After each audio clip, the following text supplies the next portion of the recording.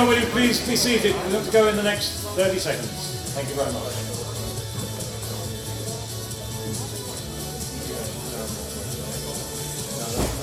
Ladies and gentlemen, I'm going to introduce very briefly. Can we turn the music down now, please? Thank you. Thanks very much. I'm going to introduce you to Gina Miller, who founded the wealth management company SCM Direct with her husband just after, wasn't it? Just after the last financial crisis. It centred on 100% transparency, low cost, and putting the customers first. Just like the sort of business I wish I was running. So I'm going to learn an awful lot. In 2016, as you probably all know, she successfully challenged the UK government over its authority to implement Brexit and won in both the High Court and the UK Supreme Court. So without further ado, please welcome Gina Miller.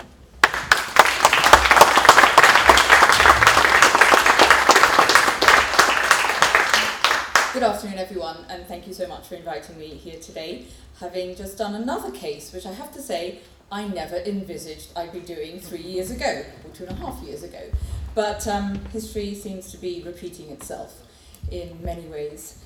I thought I'd talk to you today a little bit about my perception of the law and why I'm so passionate about it, and then go on to look at some options of not having a crystal ball, with what we think might happen over the next few weeks, and some of the laws that could be adhered to or even broken in the next few weeks. So I want to start by saying civilized society cannot exist without law.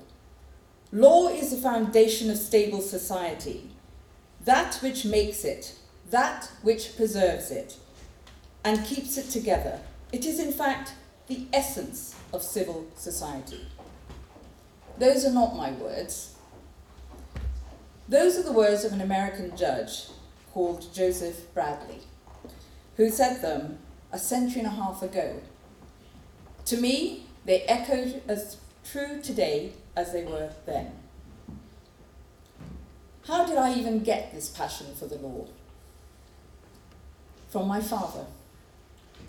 My father, as a little boy, who served petrol, saved his pennies, or cents, because we were in British Guiana, and dreamed of being a lawyer, not because he saw it as being a profession to make money, because it was about fighting for the underdog.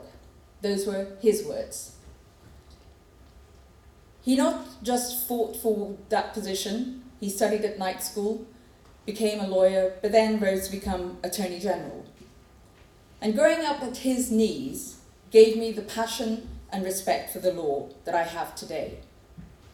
I understood from him the function of law as the security and stability, the bedrock for human action and human rights. But today, across the world, dark clouds are gathering. Those with the levers of power appear willing to sacrifice the law. Truth, empathy, even kindness are all elements that they seem prepared to sacrifice on the altar of their political agenda. But this is the route to anarchy and chaos, to division and dehumanizing, othering. So what we take for granted yesterday and today, we must not take for granted tomorrow. To me, the law is an important part of creating the stability of the future. It is not autonomous, standing outside of the social world, but is deeply embedded in our society. Some are accusing the law of having too much of a political nature. But to me, that is to misunderstand that the law and society are intertwined, that the law both reflects and impacts culture, and that rights, freedoms, and inequalities are reinforced through different access and competencies, through legal procedures and institutions. As many of you will no doubt know, last week, 11 of the highest judges in our land unanimously ruled that our Prime Minister Johnson had given the Queen unlawful advice. It is interesting to me that within an hour of that ruling, the repositioning started. That somehow the courts had all, the judges, had all woken up, simultaneously decided to discard their impartiality and just rule in some simple act of defiance against the politics of the day and our government's wishes. They did not. They did not tread on the political terrain. Since the case of proclamations in 1611, the courts have had a supervisory role over the executive. And that is what they did in a most unusual case. But the unusualness was not so much about the law, but due to a Prime Minister and advisors who seem hell-bent on stress testing not just the law and our constitution, unwritten as it is, but precedents and our democracy itself. So where are we now? The latest news today is very interesting because the non-paper papers apparently have a solution, which is that we are going to somehow have a new type of a backstop. One where the government will be able to have a different type of arrangement around the island of Ireland. But there's a problem, actually there's quite a few problems, with their non-paper paper. One is that instead of having solving one problem, it creates a myriad of other problems.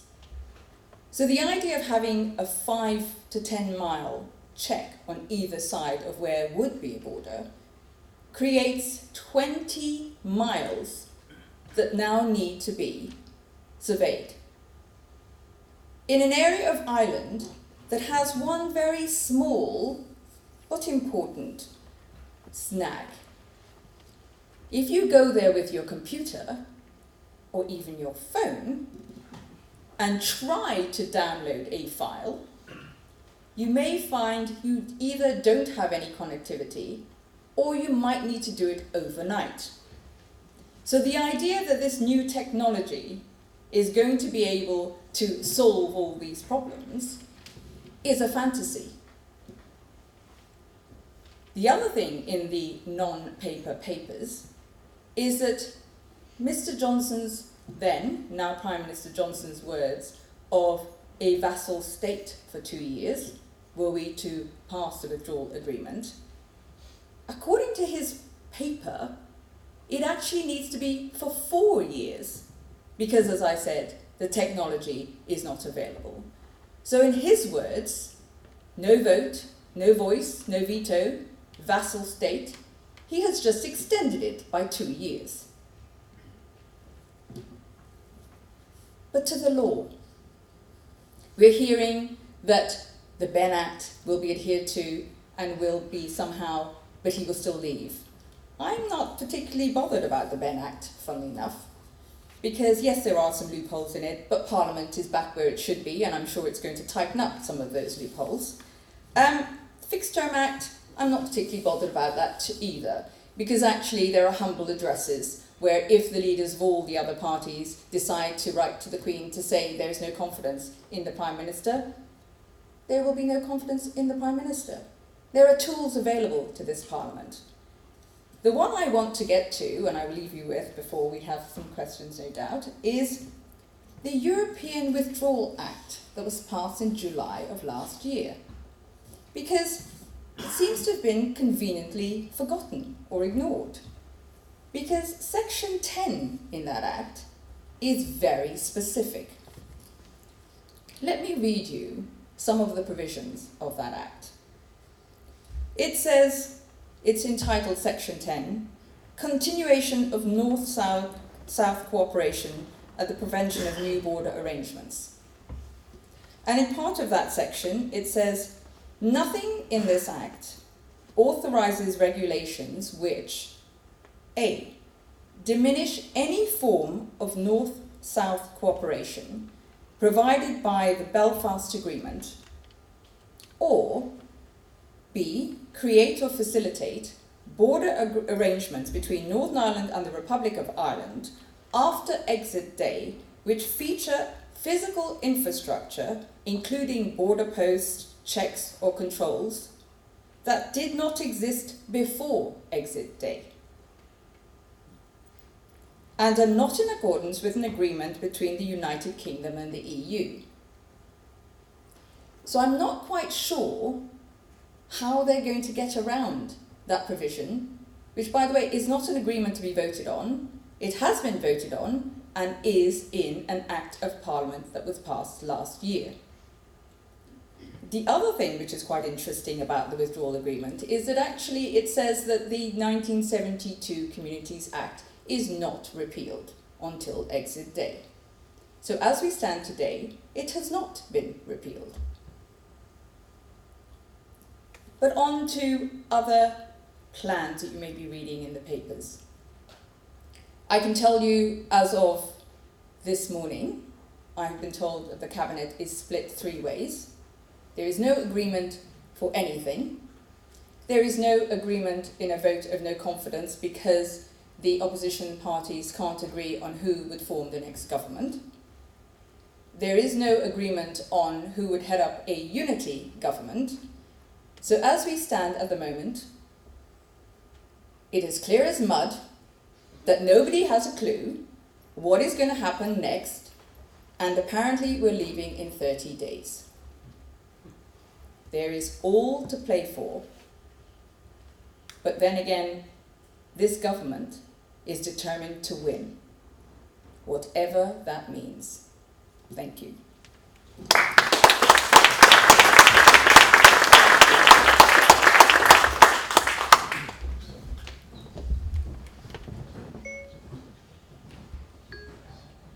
Gina, thank you so much. It's really nice of you to come in a busy period.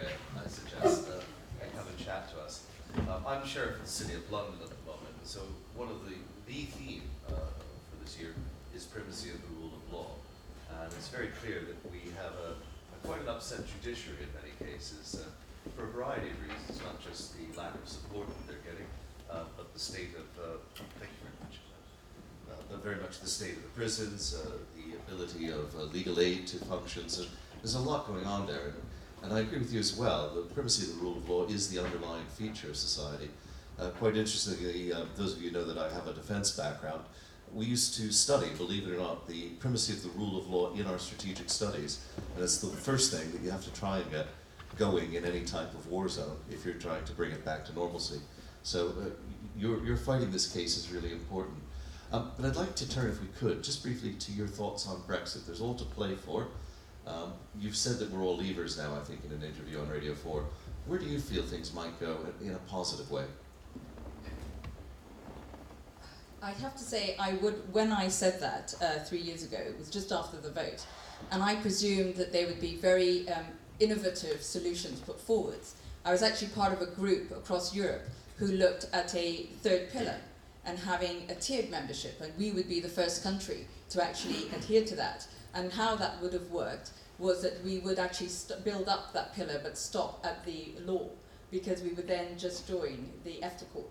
So we'd actually have it, we would have a sort of a different arrangement. And what was really interesting about it is that many of the member states who are lining up to join the EU were interested to talk about joining us in a third pillar. So that would have been a really innovative way of looking at this two-tiered Europe membership, and it's something that actually several member states had been talking about. But I can tell you nobody in government was interested in talking to us. We had a couple of meetings and it ended. And all the way through, I have been absolutely appalled at the lack of imagination, but also the lack of understanding of how the law works, not just domestically, but international treaty law. I mean, it is quite amazing. And at the moment, I have to say I'm not particularly positive, because as far as I'm aware, no lawyer has been involved in any of the meetings that are going on. So I don't understand how you can change an agreement when you have no lawyers involved. But even if we put that to one side, I think there's a game going on at the moment, and one is being played out. There's a communication strategy. Part of that strategy is to not just play to the public, but actually to the politicians, to say that you would come back and, you know, whatever you dress up. I mean, it might be Mrs. May's deal just printed out on pink paper, who knows, but called Boris's deal. But that is put to the parliamentarians with a threat that if they don't sign it, then we leave with no deal. Now, that's a very interesting scenario, because there are a group of Labour MPs who would follow that lead, if you like. But I think they need to be very careful, because the problem with that scenario that I see is that, or with this government that I see, is they bring back a withdrawal agreement, it gets through Parliament, but then it gets through the vote. But then we never quite get to making it an act, so we leave with no deal. And they then adhere to the Benn Act, because they've brought back an agreement, they've had the vote, they've complied with the Benn Act, but they never go to the last bit, so we do end up leaving with no deal. There is, from all the conversations I've had, because I'm not aligned to any political party, cross-party, there is a real fear and just a mystery as to why the government, and particularly those at the top table, are incredibly relaxed. It's not that they know, we don't think, who knows, it's because they have some amazing plan. It is because they figured out there are a number of ways where they just leave with no deal. Because after that scenario, you then have a general election, because you can't function with a -41 majority. But if we've done that, Brexit is off the table, there's no need for the Brexit party, Labour would be punished for allowing that to happen, and there's really the shallow vote that has gone over to the Lib Dems would also fall away. So in that scenario, the Conservatives leave with a 30 to 40 seat majority without needing even the DUP. So it's an interesting strategy. And then I'm often asked, well, what happens in the fallout? They have a plan. For my meetings, because I'm very naughty, what I do is I send off little emails to people like Jacob Rees-Mogg or David Davis, and I say, can I come and see you for coffee? And it tends to be that they'll say yes, because they'll then tell me how wrong I am about everything. And whilst they're doing that, I sort of listen. And I've been told things from, we will have to have a survivalist economy, we will reduce money laundering checks, we will reduce corporation tax, we will have to look at some things like some of the workers' rights, maternity pay, you know, this nonsense about, you know, now we're even talking about a time of having a menopause break, you know, we have to get rid of all that nonsense. So there is a way of us surviving as a country. And I think they think it will work. Well, I could talk to you all afternoon on some of this. You're clearly deeper into it than I'd ever imagined. It's wonderful. But you're here with the home team, and so I'm here to get some questions. I'd like to take them, if we could, a few at a time. So can I see hands high? I've got one here from Graham, one at the back. So was there a third one there, and I missed it? We'll start with you, sir. Please, again, identify who you are and any affiliation. I'm John Hall. I'm part of the Metropolitan Liberal elite, apparently. So that's my affiliation. I was very interested in the point you made at the end there, and I was going to ask you this question anyway. Is, you know, we know why people voted. I do business with certain people who say extraordinary stupid things. My mother voted Brexit, and I didn't speak to her for 2.5 months. I just want to know the people behind it. And you talked about the money laundering and the tax evasion and so on. You know, the Barclay brothers, who find that Sark is too mainland, that they actually have to move to a smaller island called Brecon because they find Sark regulation too much for them. And these people are putting a lot of money behind Brexit. And okay, we were told that. And your question. So I'm just asking, what I really want to know, because I think there are people behind this. I'm not normally a conspiracy theorist. What are they trying to gain? I mean, are they just trying to make us into a large Singapore offshore unregulated economy where they can make more money out of chaos? Thank you. And just up here. Yes, Graham Bishop, an independent commentator. 2 points of clarification, if you could. First of all, isn't there the 31st of October Withdrawal Act in the Act? So doesn't the Ben Act, or maybe it has, and I haven't been aware of it, actually have to remove that and substitute whatever it is, end of January? And the other thing, did I hear you correctly, that the Ben Act only operates if there's been something beyond a Commons vote? Isn't that an obvious weakness, that it has to... yes, it is. So to the first question, there are those who believe that Britain has become too liberal. We've got too many. I mean, Sajid Javid said yesterday we're going to start afresh. We're going to have, we're going to have some bonfire of regulations. There is that group who believe that. The money is very interesting because there's two things I'm aware of. For example, to add to that is increasing the 90-day non-dom to 180. There's a lot of lobbying to government on that at the moment. But also the Barclay Belt, there's a lot of people who are very frightened about the directive, the tax directives that's going to come in January, and are determined that we must leave before then, because their tax bills are going to go through the roof. And they've managed to avoid it. Those who have avoided it will have to pay tax. So they are terrified of that new directive that comes in. And the shareholder directive, which I was involved with, I was involved in drafting text for 3 directives, and the shareholder directive was one of them. And they don't want these new regulations to come in. But it's even bigger than that. It is bigger than that, because there has been a group of business people who do believe in their heart of hearts, and have done for the last 45 years, that the EU has intruded on their ability to run their businesses the way they want to make the profits they want to make. And they just see it as this is an opportunity to as the Chancellor said yesterday, to start afresh. The money, some of them have always been funding the anti-European groups, if you like, but there are others who have just been opportunistic and who have sort of funded just about everything and carry on doing it. I mean, they fund every political party because whoever's in power, they just want to make sure they stay close to them. So there are some who are opportunistic, there are others who are ideologically of that mindset, and there are those who are afraid of the regulations coming in and how that will dent their personal profits and their corporate profits. So it's a combination. But it did sway for those. People around the country, ordinary people who voted, never crossed their mind. They really were concerned truly were concerned and felt that immigrants were going to come and take their jobs, for example.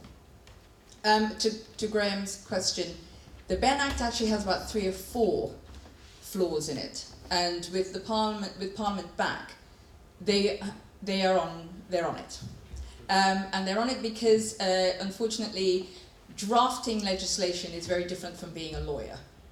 And so the group of cross-party MPs worked with lawyers in drafting the Ben Act. They didn't necessarily work with a really good drafter.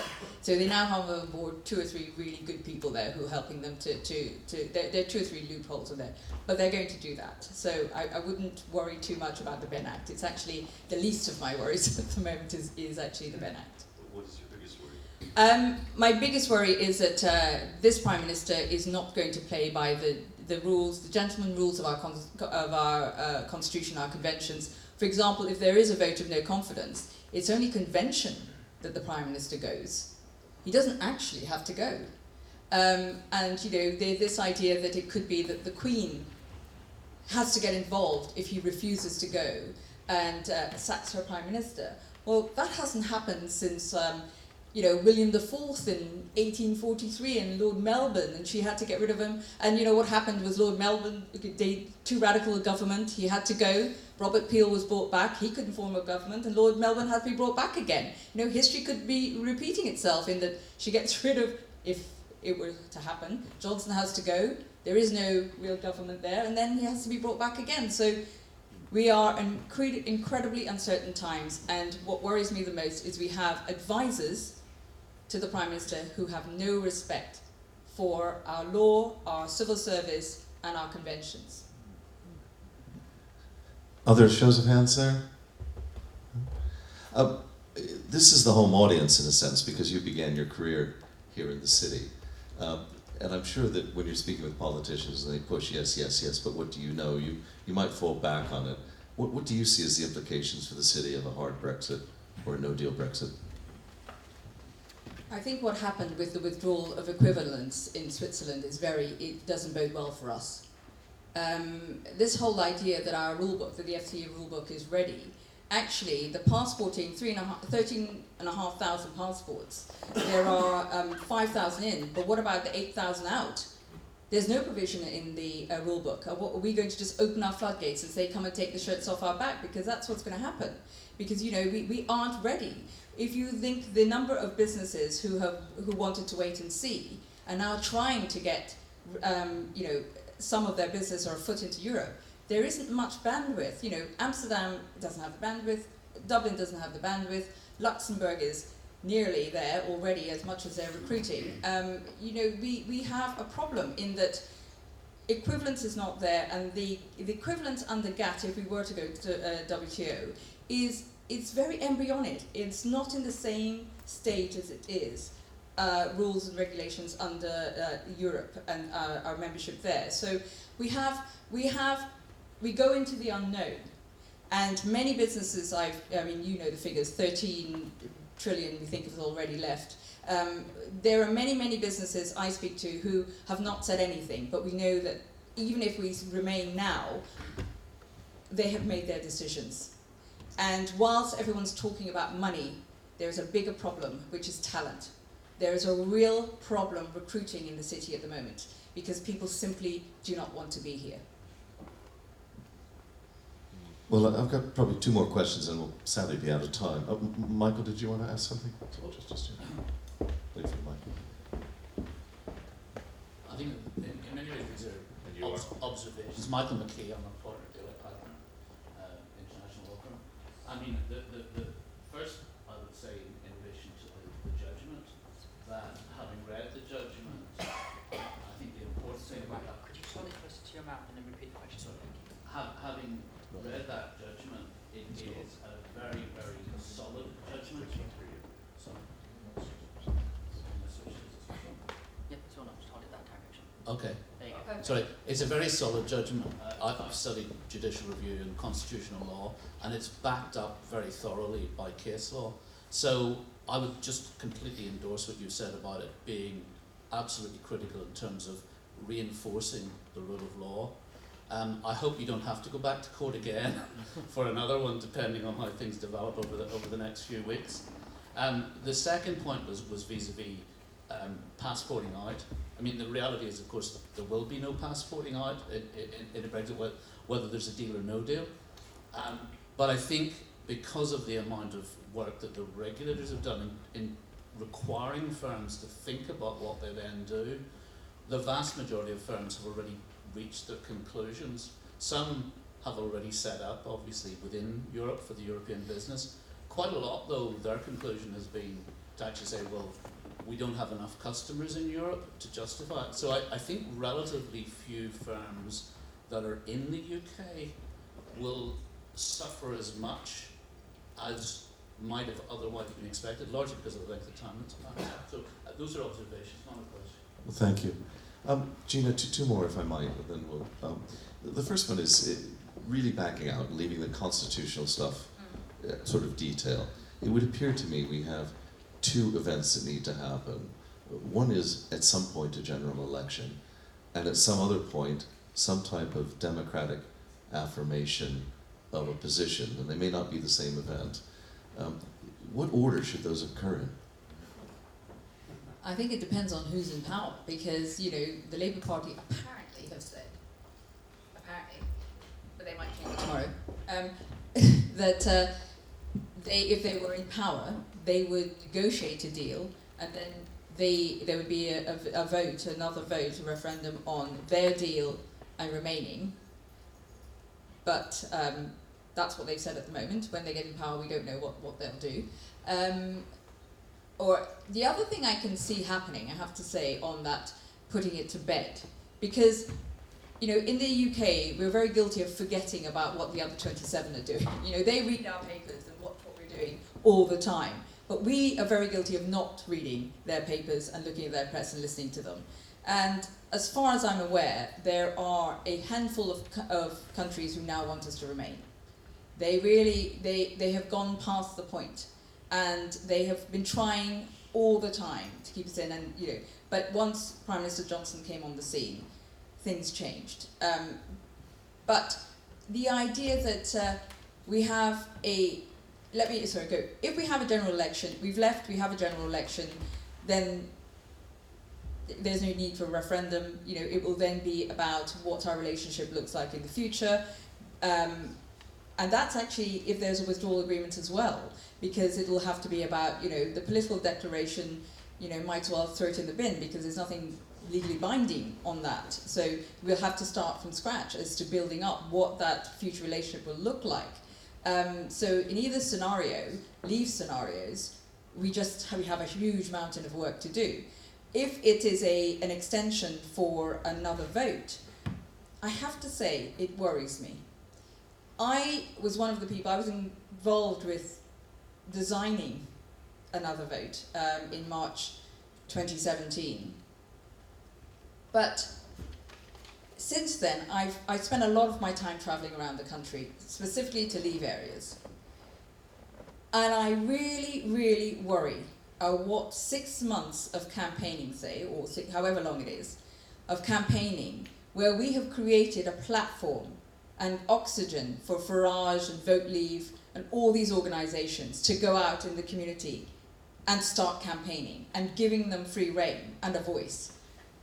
I am really, really worried about what that will do to our country, because I think the divisions now are much deeper than they were 3 years ago. And I think we'll end up in real destruction and even deaths. And I don't say that lightly, in that I spent all of yesterday having my home, my locks, my windows all changed by the terrorism squad, because I dared to bring a court case. Things are much, much worse than they were 3 years ago.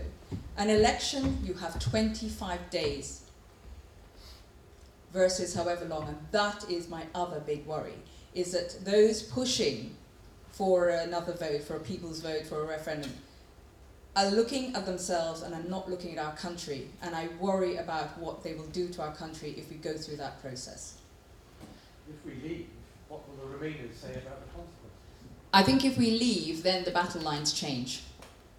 Because if we leave and it is what we think will happen, what the Yellow Hammer papers say, then the fight is to rejoin, which will probably be a customs union and single market. I don't think we'll get the same deal we have now. Who knows? But I think that at that point, it's a different fight. It's a different campaign at that stage. Well, I really echo what you say as well. I've been behind the scenes, very, very highly behind the scenes in Germany, Italy, and Ireland, and they're just fed up with us, and they've had enough. We're kind of on our last legs there. But anyway. Can I just add one thing before I go? Just to add one thing. Somebody made the comment. So our celebration win lasted 1 hour, because we then went back to work, and we're at work.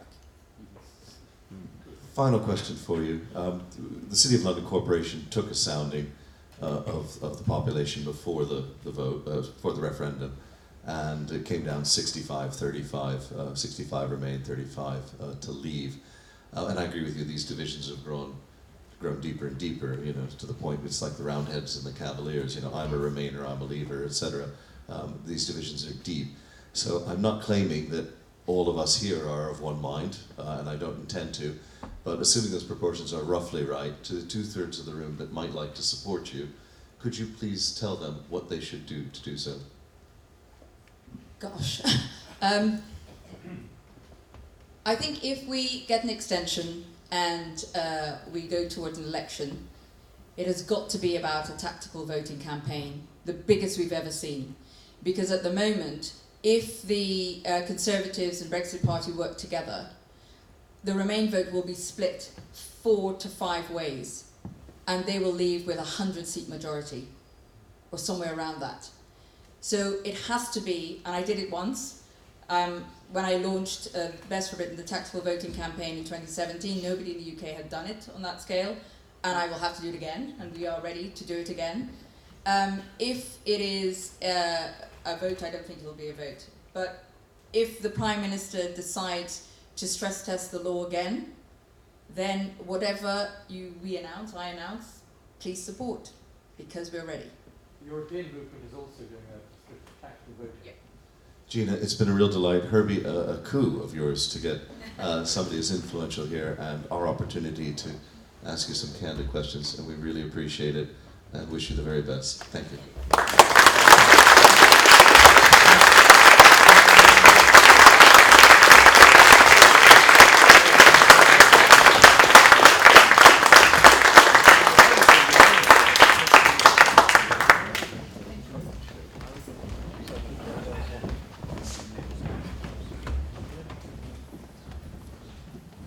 Thank you very much, everybody. Well, this is the very last panel you have to